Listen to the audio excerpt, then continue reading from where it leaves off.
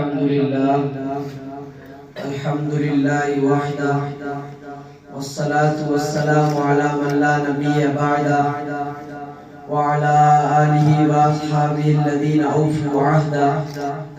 أما بعد فقد قال الله تبارك وتعالى في القرآن المجيد والفرقان الحميد في شان حبيبه مخبرا وآمرا: إن الله وملائكته يصلون على النبي يا أيها الذين آمنوا صلوا عليه وسلموا تسليما.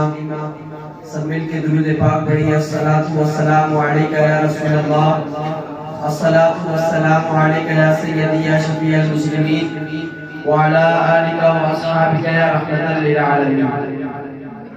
پروردگار عالم کی بارگاہ میں حمد و ثنا اور نبی مکرم نور مجسم شافی محشر مالک کوثر احمد مجتبی جناب محمد مصطفیٰ صلی اللہ تعالی علیہ وآلہ وسلم کی بارگاہ ناز کے اندر ہدیہ درود پاک عرض کرنے کے بعد میرے نہایت ہی واجب الاحترام اساتذہ کرام اور صدر ضیاء وقار اور قبلہ استاد مفتی عبدالرازق صاحب اور حاضرین مجلس، السلام علیکم ورحمۃ اللہ وبرکاتہ. آج جس موضوع پر میں آپ کے سامنے لب کشائی کرنے لگا ہوں وہ ہے میرا ادارہ میرا محسن.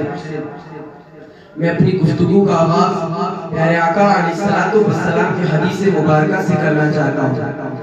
حضرت اسامہ بن زید رضی اللہ تعالیٰ عنہ سے روایت ہے کہ میرے رؤوف الرحیم آقا کریم علیہ السلام نے فرمایا: من سنی الیہ معروف فقال لفاعلہ جزاک اللہ خیرا فقد ابلغ فی الثناء. یعنی جس شخص کے ساتھ بھلائی کی گئی تو اس نے بھلائی کرنے والے سے جزاک اللہ خیرا کہا، یعنی اس کو دعا دی، تو اس نے اپنے محسن کی تعریف کا حق ادا کر دیا.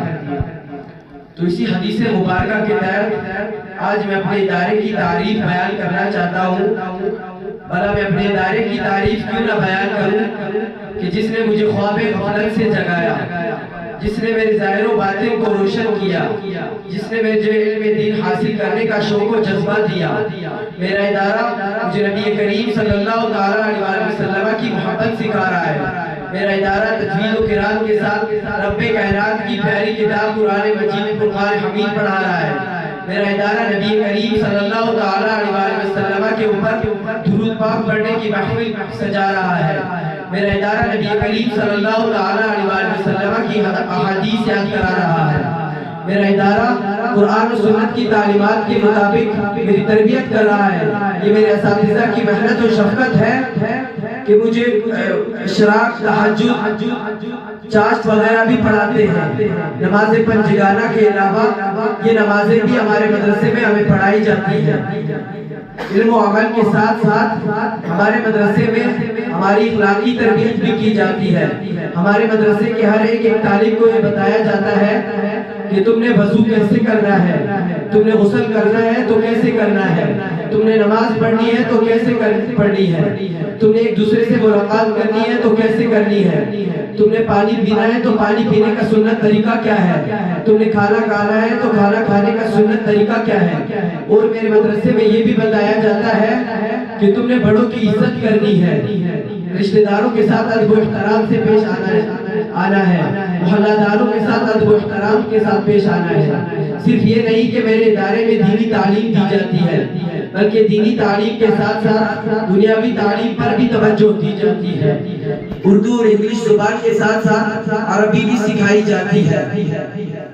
جب میرے ادارے کے مجھ پر اتنے احسانات ہیں تو میں اپنے ادارے کو اور اپنے اساتذہ کو اور اپنے معتمد کو دعائیں کیوں نہ دوں. یا اللہ میرے ادارے کو ایسا شجر سایہدار بنا کہ جس کی چھاؤں تلے بڑے بوڑھے امیر غریب نوجوان سب سایہ حاصل کرے.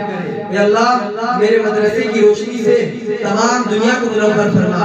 یا اللہ میرے اساتذہ، میرے والدین اور میرے مدرسے کے ساتھ تعاون کرنے والوں کو دنیا و آخرت میں عزت والی زندگی عطا فرما، رزق حلال کثیر عطا فرما. دعا ہے اللہ تعالی ہمارے ادارے کو دن دگنی رات چگنی ترقی عطا فرمائے اور تا قیامت سلامت رکھے. وآخر دعوانا الحمدللہ رب العالمین.